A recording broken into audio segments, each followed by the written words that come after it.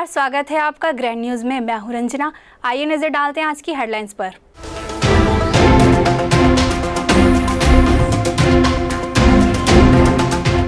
Toolkit मामले को लेकर बीजेपी के लोग जगह जगह धरना प्रदर्शन कर दे रहे अपनी गिरफ्तारी।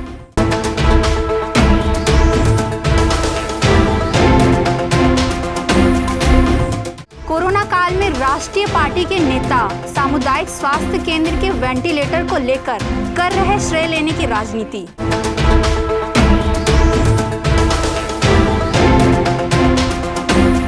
चेक पोस्ट में हो रही अवैध वसूली, आरटीओ विभाग ना जाने क्यों है मौन।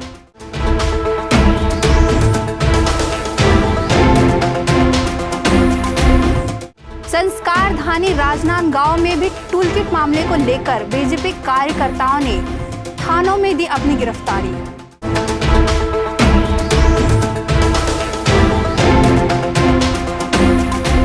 ग्रैंड न्यूज में अब खबरें विस्तार से। भारतीय जनता पार्टी राष्ट्रीय नेतृत्व के आह्वान पर एक दिवसीय धरना प्रदर्शन कर दुर्ग जिले के विभिन्न थानों में पार्टियों से जुड़े लोगों ने अपनी अपनी गिरफ्तारी दी और जमकर वर्तमान सरकार को कोसा। भारतीय जनता पार्टी सुपेला मंडल भिलाई दुर्ग सुपेला थाने के सामने बीजेपी पार्टी से जुड़े लोगों ने नारेबाजी करते हुए कांग्रेस सरकार के अलोकतांत्रिक रवैये के खिलाफ अपनी अपनी गिरफ्तारी की मांग को लेकर कोविड-19 नियमों का पालन करते हुए धरना प्रदर्शन किया। आपको बता दें कि कांग्रेस सरकार द्वारा टूल किट के माध्यम से देश की छवि धूमिल की।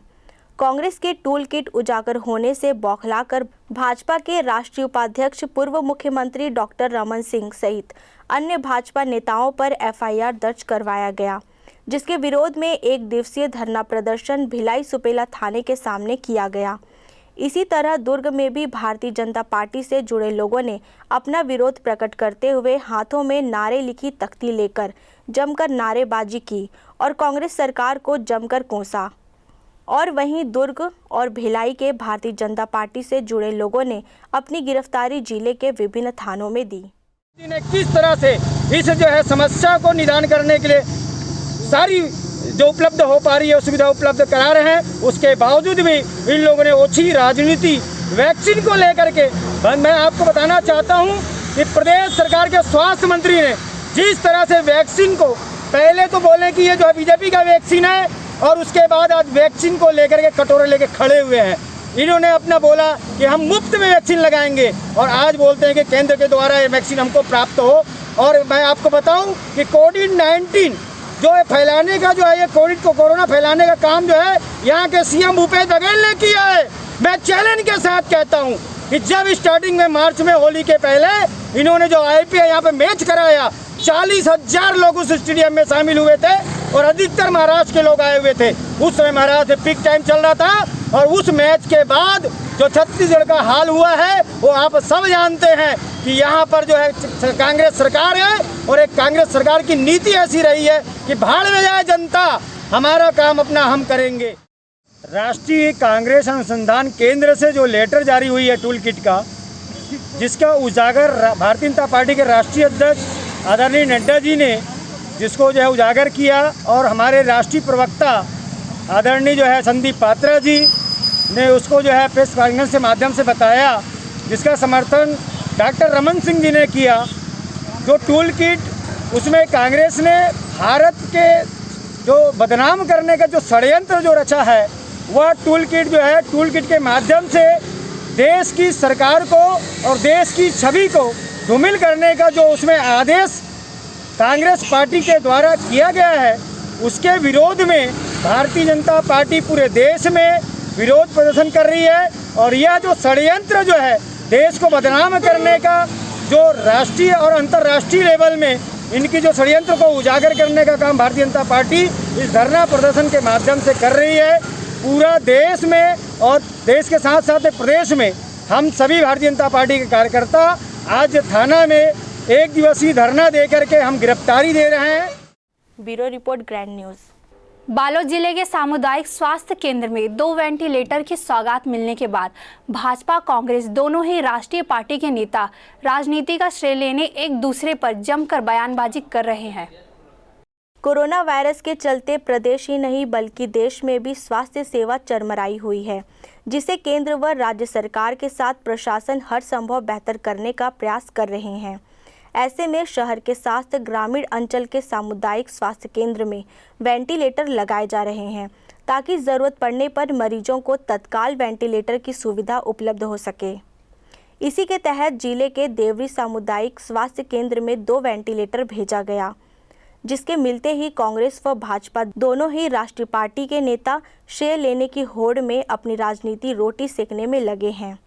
संसदीय सचिव व गुंडरदेही विधायक कुंवर सिंह निषाद क्षेत्र में स्वास्थ्य सेवाओं को बेहतर करने हर संभव अपनी ओर से प्रयास करने की बात कहते हुए वेंटिलेटर के लिए प्रदेश के मुख्यमंत्री भूपेश बघेल सहित स्वास्थ्य मंत्री एवं जिले के प्रभारी मंत्री से मांग किए जाने के बाद सौगात मिलने की बात कह मंत्रियों का आभार कर रहे हैं।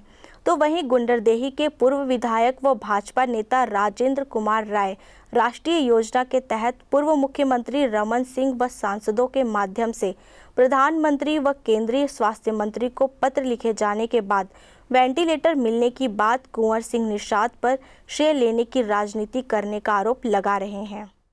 निश्चित ही अभी इस कोरोना के वैश्विक महामारी के संकट में मैं लगातार क्षेत्र की जनता को इलाज की संपूर्ण सुविधा मिले, इसलिए मैं हमेशा प्रयासरत रहा हूँ, चाहे वो देवरी हो, चाहे खल्लारी हो, चाहे बालिड हो, चाहे गुंडरदी हो, चाहे अर्जुंदा हो। और मैंने लगातार माननीय मुख्यमंत्री जी से, माननीय प्रभारी मंत्री से, माननीय स्वास्थ्य मंत्री जी से मांग की है कि बालोद जिले में चाहे वो RT-PCR की लैब की सुविधा हो या CT स्कैन मशीन हो या वेंटिलेटर की सुविधा, और उसी के प्रतिफल की आज देवरी में 2 वेंटिलेटर की सुविधाएं मिली हैं। इसके लिए मैं प्रदेश के माननीय मुख्यमंत्री जी को, माननीय स्वास्थ्य मंत्री जी को, प्रभारी मंत्री जी को धन्यवाद देना चाहता हूं कि जनहित के लिए जनता की भावनाओं को ध्यान रखते स्वास्थ्य के दृष्टिकोण से 2 वेंटिलेटर की सुविधा प्रदान की है। इसके लिए मैं उसको तहे दिल से आभार और धन्यवाद करता हूँ। उसमें देखिएगा वेंटिलेटर 2 मिला है और दोनों चूँकि विकास खंड आपका डोंडी लोहारा है और आवंटन हुआ है देवरी बंगला सामुदायिक स्वास्थ्य केंद्र, बड़ा अस्पताल बनना है कि उतना बड़ा ही मतलब जिला अस्पताल टाइप की उसकी स्थिति है अस्पताल की। तो निश्चित है अगर जिसने प्रयास किया हो अगर श्रेय ले रहे हैं तो उसमें हमको दिक्कत नहीं है। मरीजों को हमारे लाभ मिलना चाहिए, मेन ये है। हम सभी की सोच वही है कि मरीजों के लिए अगर अच्छा काम हो रहा है और उसमें जो राजनीति चल रही, लेटर बम चल रहा है, उसमें मुझे आपत्ति है। उसमें आपत्ति ये है कि एक ने लेटर जारी किया विधायक गुंडरदेही निषाद जी ने कि मेरे प्रयास से हुआ करके, उसके बाद फिर उनके जो गुर्गे थे, चिल्लर जो ठेकेदार नेता थे, वो सब फैल गए मैदान में, ये हमने कराया करके। ये राजनीति मुझे थोड़ी पसंद नहीं आई। तो मूलतः ये राष्ट्रीय मिशन योजना के तहत जो देश से मिला है प्रधानमंत्री जी मोदी या स्वास्थ्य मंत्री जी के माध्यम से, तो पूरे प्रदेश में एक साथ रखा हुआ है। इसको राष्ट्रीय मिशन योजना के तहत आया हुआ है। तो ये चिट्ठी ने जोड़ दिया है कि मेरे कहने से हुआ। भाई तेरे कहने से नहीं हुआ भाई, उसमें ऑलरेडी रमन सिंह जी और क्षेत्र जितने सांसद हैं, केवल बालोद कांकर की बात नहीं कर रहा हूँ मैं, तो उन्होंने अपने क्षेत्र के हिसाब से डिमांड पत्र उन्होंने माननीय प्रधानमंत्री जी को, सांसद जी को, पत्र इनको केंद्रीय स्वास्थ्य मंत्री जी को उनको लिखा हुआ था पत्र जो है। उस पत्र के माध्यम से उतना डिस्ट्रीब्यूशन आ गया। उसके बाद फिर स्थिति ये होती है भाई एजेंसी कौन है, उसका एजेंसी होता है कलेक्टर। कलेक्टर के माध्यम से उसका होता है वितरण और कलेक्टर जो है फिर लोकल विधायक जो है उन्होंने चिट्ठी लिख देते उठा कर हमको यहाँ चाहिए भाई। तो बाकी जगह ठीक है, तो अगर वहाँ डिमांड हुई उनकी तरफ से तो वहाँ उन्होंने भेज दिया। बहरहाल शेयर लेने व आरोप प्रत्यारोप का दौर बंद कर अब सभी राजनीतिक पार्टियों को शासन प्रशासन के साथ तालमेल बना कोरोना और ब्लैक फंगस जैसे गंभीर बीमारियों से सतर्क रहने की ज़रूरत है, ताकि समय रहते स्वास्थ्य सेवा को बेहतर कर जनहानि होने से बचाया जा सके। ग्रैंड न्यूज़ के लिए बालोद से सुनील चौहान की रिपोर्ट। राजनांदगांव जिले के पटेखोरा RTO चेक पोस्ट में अवैध वसूली का मामला सामने आया है। यहां आए दिन अन्य राज्यों से आने वाले ट्रक चालकों से अवैध वसूली की जा रही है। अगर कोई ट्रक ड्राइवर 100 रुपए का टोकन नहीं देता तो ड्राइवर की जमकर पिटाई कर दी जाती है। जिसके बाद छत्तीसगढ़ ट्रक मालिक संघ ने बैरियर पहुंचकर इस मामले का विरोध किया है। राजनांदगांव पोटेकोहरा आरटीओ चेकपोस्ट में अवैध वसूली जोरों पर चल रही है। राजनांदगांव जिले के महाराष्ट्र बॉर्डर के मध्य स्थित चिचोला पोटेकोहरा चेकपोस्ट बैरियर में अवैध वसूली के लिए कोई असर नहीं छोड़ी जा रही है। यहां आए दिन अन्य राज्यों से आने वाले ट्रक चालकों से अवैध उगाही की जा रही है। अवैध वसूली के लिए अगर कोई ट्रक ड्राइवर 100 रुपये का टोकन नहीं देता तो उनके सिर फोड़ने का मामला भी सामने आ रहा है। पोटेकोहरा चेकपोस्ट में आए दिन मारपीट की वारदातें होती हैं। यहां प्राइवेट लोगों को काम पर रखकर गुंडागर्दी करवाई जाती है और ट्रक चालकों से अवैध वसूली कर करोड़ों रुपए अर्जित किया जाता है। अधिकारियों की शह पर यहां सब कुछ चल रहा है। यहां से गुजरने वाले अधिकांश ट्रक चालक मारपीट और दादागिरी के डर से चुपचाप बहसबाजी न कर निकल जाते हैं। वहीं कुछ लोग ऐसे हैं जो अवैध वसूली का विरोध करते हैं, लेकिन उन ट्रक चालकों को यह संकेत नहीं होता कि अवैध रुपए न देना उनके लिए कितना भारी पड़ सकता है। मैंने अपना ये चिचोले बॉर्डर पे आया, उसके बाद अपनी फाइल लेकर वहाँ गया हाइट पर्ची कटाने के लिए। तो हाइट पर्ची कटा ली मैंने। उसके बाद उन्हें 2000 रुपये लेकर मैंने गया। उसके बाद उन्होंने 100 रुपये की और पर्ची काटी। हमको तो पता था नहीं। हमने पूछा सर वो लो और 100 रुपये मांगे। हम बोले कि सर ये क्या चीज़ का है। उसी के गाली गलौज करने लगे कि तो सबको ही दे रहा, तेरे को क्या हो रहा है। सर बताओगे तब न, तो रुक तेरे को मैं बताता हूँ। आया बाहर में और हमको खींच के उधर फेंक दिया और मारने के चालू कर दिया वहीं पे। हमारे को बहुत दिनों की कुछ खबरें आ रही थी जहाँ से कि जहाँ अवैध वसूली भी होती है। अगर ड्राइवरों अवैध वसूली नहीं देते इनको तो जहाँ मारपीट किया जाता है उनके साथ। तो जहाँ इसमें पहले नन्हे खान एक ड्राइवर था आरटीओ विभाग में, अब भी क्या है, अब भी दोबारा भी वही ये सब चला रहा है। क्योंकि पहले भी मतलब क्या है प्राइवेट लोगों को रख के वसूली की जाती थी। अभी भी ऐसा ही इसके साथ जो हुआ है, मतलब इसको 2000 की जो रसीद दिया है वो कोई 2 स्टार साहब बैठे थे उन्होंने दिया है, लेकिन जो 100 रुपया इससे टोकन का मांगा गया है वो प्राइवेट आदमी था जिसने इनसे 100 रुपया मांगा और इनके 100 रुपया देने से मना करने के ऊपर उसने गाड़ी गलौज चालू किया इसके साथ। अभी क्या है, अभी ये सब बॉर्डरों में ऐसे ही चल रहा है। जैसे मैकेनिकल काटा जा रहा है, उसके साथ गाड़ी जा रही है तो भी उससे 100 रुपया, आ रही है तो भी 100 रुपया। मतलब ये तो छत्तीसगढ़ की गाड़ियों से थोड़ा ऐसा किया जाता है, जो बाहर की गाड़ियाँ उससे 2-2, 300 रुपया भी लिया जाता है। और जाम भी लगता है। और जाम जहाँ एक बात और भी बहुत हुआ है, आज कोरोना काल में जब मतलब गवर्नमेंट नई गाइडलाइनें दे रही है कि 10 फुट जहाँ इतना दूरी में खड़े हो ना, तो वहाँ जाके आप देख सकते हो मतलब लाइन में बिल्कुल 5-60 के ड्राइवर खड़े होते हैं। लंबी लाइनें लगती हैं जहाँ, और फिर रोड में जाम लगते हैं। मतलब इसको हम सरकार से इसकी अपील करते हैं कि इसको तुरंत इस सिस्टम को बंद करें। और सबसे बड़ी बात है, ये जो नन्हे खान है इसको हमारे सिर के ऊपर ना बैठाया जाए। ये नन्हे खान है कौन जी? और उस दूसरी बात, पहले भी उसने बीजेपी के टाइम भी बहुत भ्रष्टाचार किया है। अभी कांग्रेस के टाइम में भी वो उसी काम के ऊपर उतर आया है। उसकी संपत्ति भी की जांच होनी चाहिए। अवैध वसूली में रुपए देने से मना करते हुए इस मारपीट की घटना के दूसरे दिन पोटेकोहरा आरटीओ चेकपोस्ट बैरियर में छत्तीसगढ़ ट्रक मालिकों व छत्तीसगढ़ ट्रक एसोसिएशन अध्यक्ष बलजिंदर सिंह और अन्य पदाधिकारी पहुंचे। उन्होंने चिचोला पुलिस चौकी में चेकपोस्ट बैरियर में हो रहे मारपीट व अवैध वसूली पर अपनी शिकायत दर्ज कराई। पोटेकोहरा चेकपोस्ट में अवैध वसूली की बात कोई नई बात नहीं है, इससे सब वाकिफ़ है। यहाँ अधिकारी से लेकर कर्मचारी तक अवैध वसूली में संलिप्त नजर आते हैं। यहाँ ऐसा चालान रिसिप्ट दिया जाता है जिसमें न किसी अधिकारी के हस्ताक्षर होते हैं न गेट पास। मारपीट के इस मामले में पुलिस ने अज्ञात आरोपी के खिलाफ 294, 323, 506 के तहत अपराध पंजीबद्ध कर मामले की जांच पर कार्यवाही करने की बात कही है। Bureau report, grand news.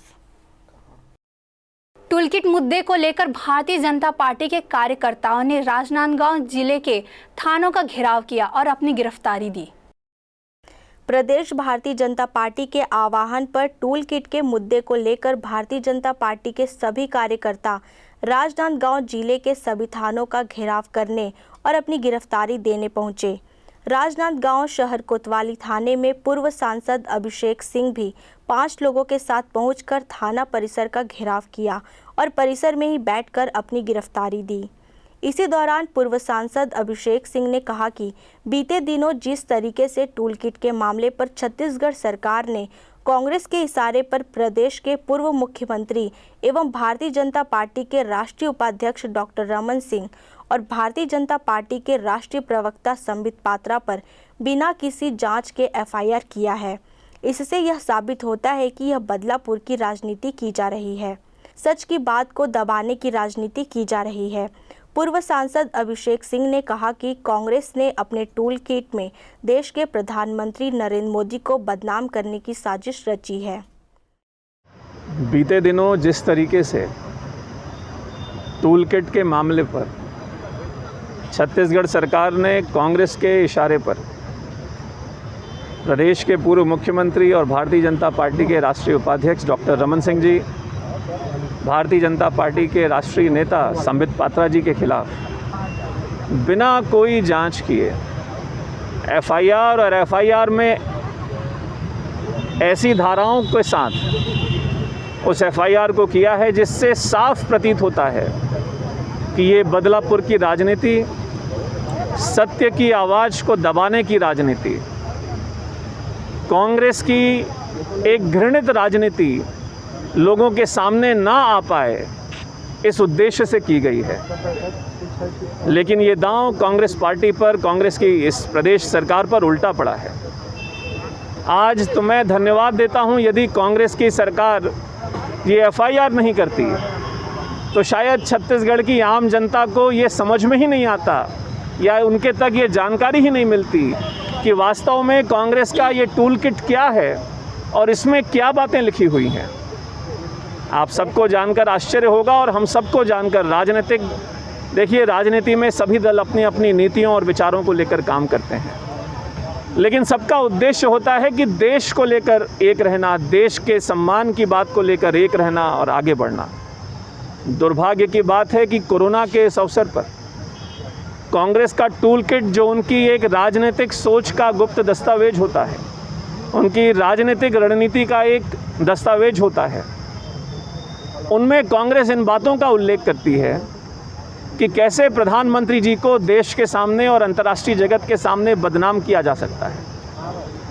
उसमें इस बात का उल्लेख है कि कांग्रेस के कार्यकर्ता मीडिया के माध्यम से जलती हुई चिताओं को, लाशों को बार बार जनता के सामने रखें। उसमें इस बात का भी उल्लेख है कि कांग्रेस के कार्यकर्ता अस्पतालों में बेड को पहले से बुक कर लें, पहले से ऑक्सीजन सिलेंडर की व्यवस्था अपने पास रखें, दवाइयों की व्यवस्था अपने पास रखें और बाद में जब कांग्रेस के कार्यकर्ताओं के माध्यम से मरीज को जो दवाई मिल रही है, सोशल मीडिया में कांग्रेस पार्टी का धन्यवाद करवाएं। पूरे छत्तीसगढ़ में क्या हुआ?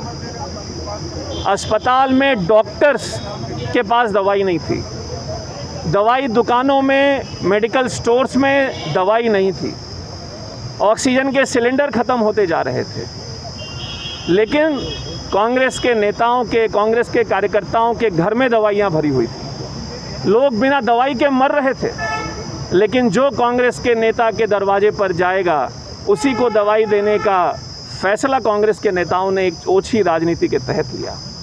आज छत्तीसगढ़ ये सवाल भी पूछता है, यदि दवाई देने का इतना ही शौक था तो डॉक्टर्स और अस्पताल की ज़रूरत क्या थी? और क्या जो मौतें छत्तीसगढ़ में बिना दवाई के, बिना समय पर ऑक्सीजन के हुई हैं, क्या उनकी जिम्मेदारी, उनकी मौत की जिम्मेदारी लेने के लिए कांग्रेस के नेता और कार्यकर्ता तैयार हैं? टूल किट में स्पष्ट रूप से इस बात का उल्लेख है कि कैसे कुंभ को एक सुपर स्प्रेडर इवेंट के रूप में प्रस्तुत करना है और कैसे कुंभ की बात को एक धर्म विशेष के साथ जोड़कर कहीं ना कहीं तुष्टीकरण की राजनीति के रूप में कांग्रेस उसको आगे ले जाने का प्रयास करती है। टूल किट मुद्दे पर पूर्व मुख्यमंत्री डॉक्टर रमन सिंह की गिरफ्तारी की सुगबुगाहट से पहले ही भारतीय जनता पार्टी के कार्यकर्ताओं ने अपनी गिरफ्तारी देनी शुरू कर दी है और हाथों में तख्ती लेकर जेलों को भरने का संदेश देते हुए भारतीय जनता पार्टी के नेताओं पर हुए एफआईआर का विरोध किया है। भारतीय जनता पार्टी के कार्यकर्ताओं की गिरफ्तारी को लेकर राजनांदगांव एसडीएम मुकेश रावटे ने कहा कि टूल किट मुद्दे को लेकर थाना घेराव पहुंचे भारतीय जनता पार्टी के कार्यकर्ताओं ने अपनी गिरफ्तारी दी है।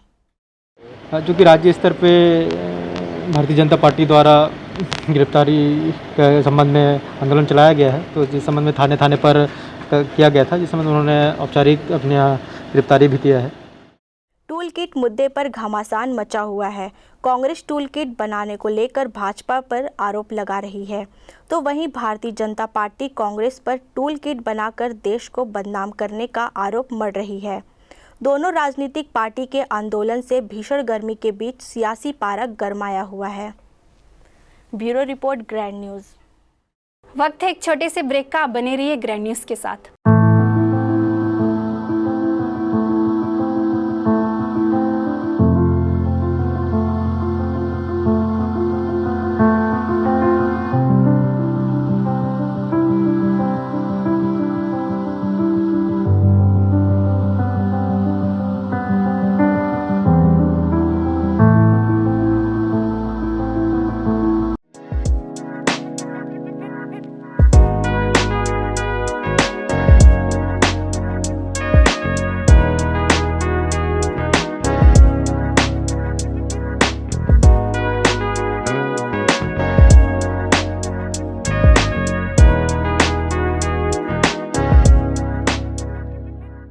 Celebration safari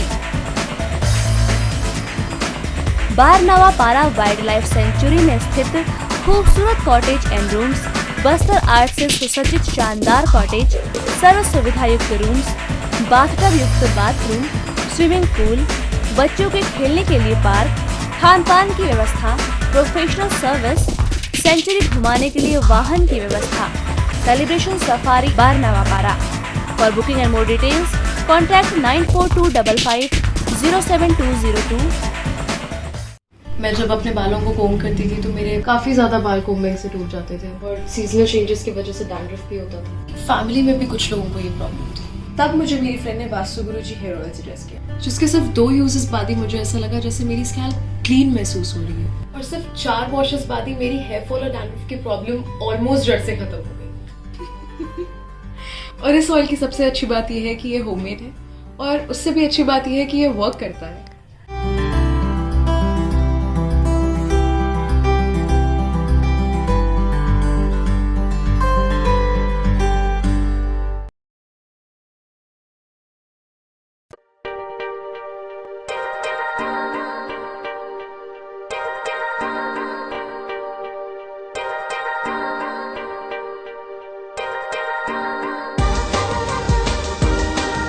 Relationships are forever.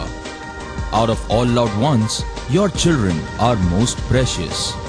One of our biggest dreams is to give our children's marriage the top in luxury and facility.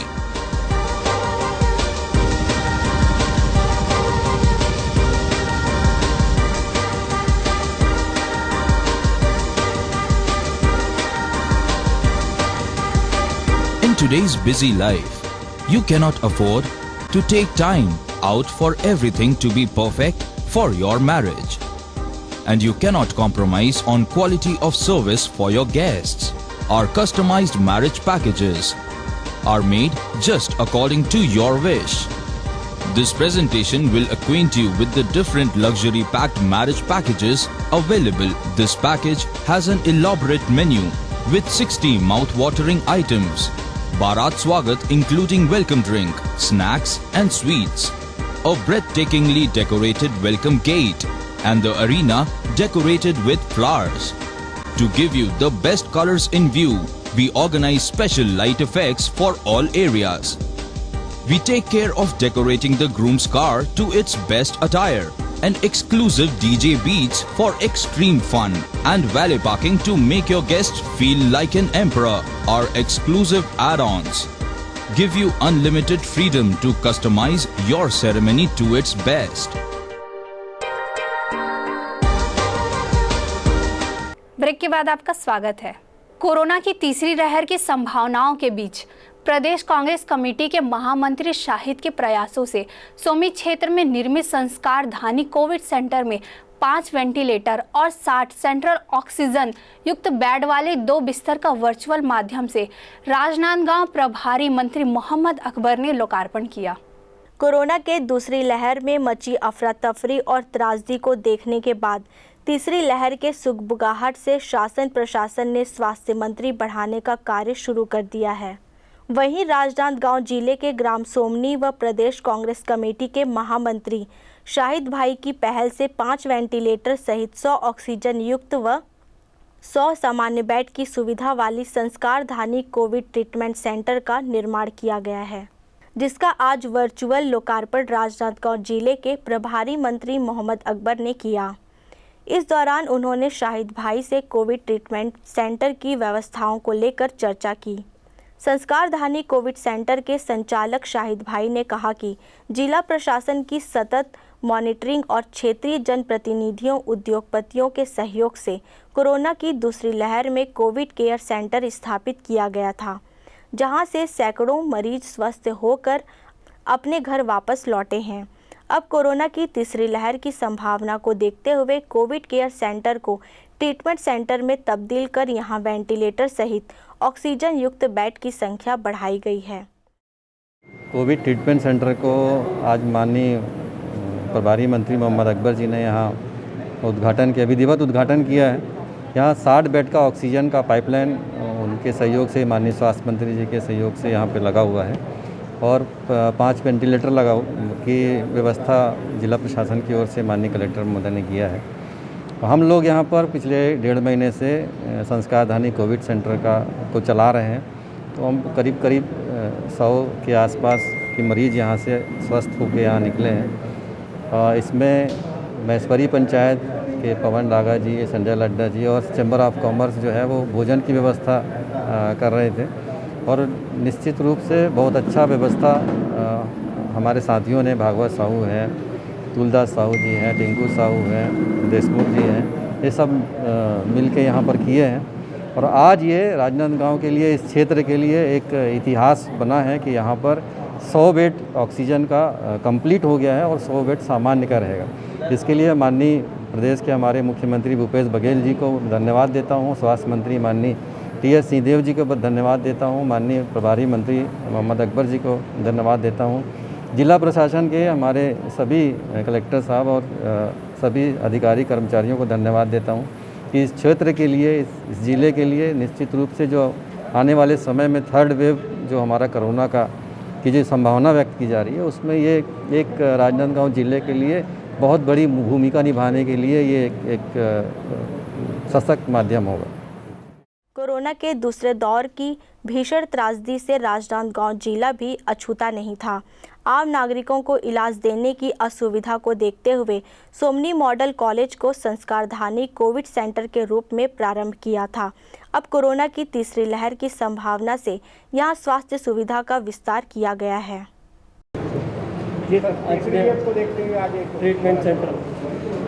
संस्कार धानी ट्रीटमेंट सेंटर का आज माननीय प्रभारी मंत्री जी श्री मोहम्मद अकबर जी के द्वारा उद्घाटन किया गया वर्चुअली। और यहाँ मॉडल कॉलेज सोमनी के बिल्डिंग में 100 बिस्तर ऑक्सीजन से कनेक्टेड रहेंगे और 100 नॉर्मल बेड का रहेगा। इस प्रकार 200 बेड की सुविधा यहाँ उपलब्ध रहेगी और यहाँ पे 5 मिनी वेंटिलेटर की भी व्यवस्था की जा चुकी है। और आगामी समय में जैसा कि संभावना व्यक्त की जा रही कि कोरोना का 3rd वेव भी आ सकता है, उसी को ध्यान में रखते हुए ये स्वास्थ्य विभाग और जिला प्रशासन और स्थानीय सामाजिक संगठनों के सहयोग से तैयारी की गई है, जिसका आज माननीय प्रभारी मंत्री जी के द्वारा उद्घाटन किया गया है। सर, ऑक्सीजन संचालन और वेंटिलेटर चलाने के लिए ट्रेनिंग वगैरह की नहीं, देखिए ट्रेंड कर्मचारी हमारे पास पहले से उपलब्ध है, क्योंकि यहाँ मेडिकल कॉलेज में 300 बिस्तरों का कोविड हॉस्पिटल चल रहा है, जिसमें 222 ऑक्सीजन बेडेड हैं, 15 वेंटिलेटर है। तो हमारे जो भी टेक्निकल स्टाफ है वहाँ से हम लोग ट्रेनिंग दिलवाएंगे, कोई दिक्कत नहीं जाएगी। कोरोना काल में कोरोना से संक्रमित लोगों के इलाज की समुचित व्यवस्था इस संस्कारधानी कोविड केयर सेंटर में की गई थी, जहां से स्वस्थ होकर मरीजों ने यहां की सेवा भावना की सराहना भी की है। प्रदेश कांग्रेस कमेटी के महामंत्री शाहिद भाई के नेतृत्व में स्थापित कोविड ट्रीटमेंट सेंटर में जिला कांग्रेस के महामंत्री भागवत साहू सहित अन्य कांग्रेसी पदाधिकारी, समाजसेवी व उद्योगपति भी हर संभव सहायता दे रहे हैं। कोरोना की तीसरी लहर में इस कोविड ट्रीटमेंट सेंटर में कोरोना पीड़ितों को त्वरित इलाज मिलेगा। इस ट्रीटमेंट सेंटर का लोकार्पण करते हुए जिले के प्रभारी मंत्री मोहम्मद अकबर ने शाहिद भाई और उनकी टीम की सेवाभावी कार्य की सराहना भी की है। Bureau report, grand news. दिव्यांगजनों के टीकाकरण के लिए भिलाई सुपेला में विशेष शिविर आयोजित किया गया, जिसमें सभी वर्ग के दिव्यांगजन उपस्थित होकर टीकाकरण में भाग लिए और अपना टीकाकरण करवाया। जिला कलेक्टर डॉक्टर सर्वेश्वर नरेंद्र भूरे के निर्देश पर टीकाकरण शिविर समाज कल्याण विभाग, नगर निगम भिलाई एवं स्वास्थ्य विभाग के संयुक्त तत्वाधान में आयोजित किया गया था। निगम आयुक्त ऋतु राज रघुवंशी के निर्देश पर टीकाकरण केंद्र में दिव्यांगजनों की सुविधाओं को देखते हुए व्यापक व्यवस्था की गई थी। बड़े उत्साह के साथ दिव्यांग साथी टीकाकरण केंद्र में पहुंचकर टीका लगवा रहे थे। सुपेला नेहरू भवन टीकाकरण केंद्र का निरीक्षण करने अपर कलेक्टर बीबी पंचभाई भी पहुंचे। उन्होंने टीकाकरण के पश्चात दिव्यांगजन को पुष्प गुच्छ देकर उनका हौसला अफजाई किया। वहीं कई दिव्यांगों को वाहन से उतारकर व्हीलचेयर के माध्यम से स्वयं टीकाकरण के भीतर लेकर पहुंचे। टीकाकरण को लेकर दिव्यांगजनों में भारी उत्साह था। यही नहीं, टीकाकरण केंद्र में व्यवस्था भी बेहतर की गई थी। ऑब्जर्वेशन के लिए पर्याप्त मात्रा में कुर्सियां, बिस्तर की व्यवस्था, पेयजल की व्यवस्था, गर्मी को देखते हुए कूलर की व्यवस्था, भोजन की व्यवस्था, चलित शौचालय की व्यवस्था, टीकाकरण केंद्र के भीतर ले जाने 10 व्हीलचेयर की व्यवस्था, टीकाकरण के पश्चात दवाई की व्यवस्था, व्हीलचेयर को आसानी से ले जाने के लिए अस्थायी रैंप की व्यवस्था की गई थी। ज़्यादा से ज़्यादा ऐसे लोगों को टीकाकरण हो सके, इसके लिए 2 ANM प्रतिभा शर्मा एवं संगीता कौशिक ने भी सभी को टीका लगाया। 18 से 44 वर्ष एवं 45 वर्ष से अधिक दोनों ही प्रकार के दिव्यांगजनों के लिए टीकाकरण की व्यवस्था की गई थी। दिव्यांगजनों का सभी का टीकाकरण हो सके, इसीलिए आंगनबाड़ी कार्यकर्ता, NGO, दिव्यांग ग्रुप, इनके स्कूल एवं संस्था तथा अन्य माध्यमों से इन्हें संपर्क कर टीकाकरण केंद्र तक लाने की व्यवस्था की गई थी। दिव्यांगों को उनके घरों से टीकाकरण केंद्र तक लाने वाहन की व्यवस्था की गई थी। इसमें से कुछ बड़े वाहन तथा ऐसे वाहन जो गली मोहल्लों में जाकर टीकाकरण केंद्र तक ऐसे ही लोगों को ला सके, इसके लिए छोटे वाहन की व्यवस्था की गई थी। ये अपना राज्य में पहला केंद्र है जो हमारे गुरु कलेक्टर मौजूदा कलेक्टर महोदय के निर्देशानुसार दिव्यांगजनों से पहले अलग से यूनिट बनाकर दिव्यांगजनों को सभी तरह की सुरक्षा और व्यवस्था करते हुए हम लोग वैक्सीनों का लगवाए जा रहे हैं। आज के इस वैक्सीनों के केंद्र में लगभग 300 लोगों को वैक्सीन लगाया जा रहा है और इससे कोविड से हमेशा सुरक्षा अवश्य है। Bureau report, grand news. इस्पात नगरी के जन समर्पण रक्तदान संगठन छत्तीसगढ़ द्वारा श्री बालाजी ब्लड बैंक में रक्तदान शिविर का आयोजन किया गया, जिसमें संगठन के कार्यकर्ताओं ने रक्तदान किया। इस्पात नगरी के रामनगर में संचालित श्री बालाजी ब्लड बैंक में रविवार को जन समर्पण रक्तदान संगठन छत्तीसगढ़ द्वारा रक्तदान शिविर का आयोजन किया गया। इस शिविर में जन समर्पण रक्तदान संगठन से जुड़े हुए लोगों ने रक्तदान किया। पिछले 5 वर्षों से संचालित इस संगठन में 22 लोगों की कोर कमेटी है, वहीं लगभग 400 कार्यकर्ता हैं। संस्था का मूल उद्देश्य सेवा और समर्पण है। तो 400 हमारे एक्टिव सदस्य हैं, जो एक्टिव होकर कार्य करते हैं। वैसे लगभग हमारे 2000 से 22 तक के हमारे सदस्य हैं। अच्छा, जो भी 400 एक्टिव सदस्य हैं भिलाई ग्रुप के अंतर्गत। लगभग भिलाई दुर्ग रायपुर में लगभग 5 वर्ष से हमारी संस्था निरंतर ज़रूरतमंद मरीजों की सेवा हेतु रक्त उपलब्ध करा रही है और निरंतर बीच बीच में हम एक छोटे से शिविर के माध्यम से लोगों तक रक्त पहुँचाने का कार्य करते हैं। साथ ही हमारी संस्था ज़रूरतमंद मरीज के लिए मतलब लोगों के लिए भी भोजन की व्यवस्था, सूखा राशन है ना, निरंतर जो भी समाज सेवा से जुड़े कार्य हैं संस्था लगातार कर रही है। पुलिस विभाग में लगभग 14 वर्ष से सेवा कर हूँ। पुलिस विभाग के ड्यूटी के अलावा मैं भैया लोग के साथ जन समर्पण रक्तदान संगठन से जुड़ा हूँ और ज़रूरतमंद लोगों की रक्तदान के तहत मदद करता हूँ और खुद भी डोनेशन करता हूँ और लोगों से करवाता हूँ। रक्तदान के अलावा भी ज़रूरतमंद गरीब परिवार के लोगों को अन्य भी ज़रूरतें रहती है, जैसे कोरोना काल में उनके लिए सूखा राशन, भोजन की व्यवस्था करने का कार्य भी मैं इस संगठन के माध्यम से करता हूँ और आगे भी करता रहूँगा। राधेलाल जी, आप कहाँ पदस्थ हैं? मैं भिलाई नगर सेक्टर 6 थाने में पदस्थ हूँ वर्तमान में। आपने कितने बार ब्लड डोनेट किया? मैंने लगभग 10 से 15 बार डोनेशन कर लिया हूँ जब से पुलिस विभाग में हूँ तब से अभी तक, और लोगों को डोनेशन करवाता भी हूँ। कुछ लोगों के अंदर भ्रांतियाँ हैं कि ब्लड डोनेट करने के बाद उनको कमजोरी आ जाती है, आपको कभी ऐसा लगा क्या? नहीं, ऐसा बिल्कुल भी नहीं है और ऐसी मानसिकता रखनी भी नहीं चाहिए लोगों को। ब्लड डोनेशन हमारे शरीर के लिए अच्छा भी है और सभी लोगों को हम प्रेरित भी करते हैं कि ब्लड डोनेशन करना चाहिए। रही बात कमजोरी की, ऐसा कोई बात नहीं है कि ब्लड डोनेशन के बाद लोगों को कमजोरी आती है। जन समर्पण रक्तदान संगठन में व्यवसायी, नौकरी पेशा के साथ साथ पुलिस में कार्यरत लगभग 20 सिपाही भी सक्रिय सदस्य हैं। मेरा नाम राजेश देवागन है, मैं उपाध्यक्ष हूँ, प्रदेश उपाध्यक्ष यहाँ पे, और मेरा 20-21 बार हो गया डोनेशन ब्लड देते हुए। हाँ। कभी आपको ऐसा लगा कि ब्लड देने के बाद आपको कमजोरी महसूस हुई? नहीं, कभी नहीं लगा और अच्छा लगता है। और अच्छा लगता है। रक्तदान को लेकर लोगों के मन में जो भ्रांतियां फैली हुई है उसे भी इन रक्तदाताओं ने दूर किया। रक्तदान करने से मानव शरीर में 24 घंटे के अंदर नया रक्त बन जाता है। लक्ष्मी जी, दिमाग में लक्ष्मी जी, आप कितने बार हो गया ब्लड डोनेट करने? 6 से 7 बार। 6 से 7 बार हो गया। आपको कभी ऐसा लगा कि ब्लड देने के बाद आपको कमजोरी महसूस हुई? नहीं, ऐसा कुछ नहीं। कुछ नहीं ना? मतलब आदमी स्वस्थ ही रहता है? हाँ। आपके ब्लड देने का मेन उद्देश्य क्या है? जरूरतमंदों की सेवा करना। जरूरतमंदों की सेवा करना। मानव सेवा की भावना को लेकर 5 साल पहले शुरू की गई जनसमर्पण रक्तदान संगठन छत्तीसगढ़ जरूरतमंद लोगों को निःशुल्क रक्तदान पहुंचाकर उनकी सेवा कर रही है। ग्रैंड न्यूज़ के लिए भिलाई से सुनील चौहान की रिपोर्ट। ग्रैंड न्यूज़ की खबरों में फिलहाल इतना ही। मुझे दीजिए इजाज़त। नमस्कार।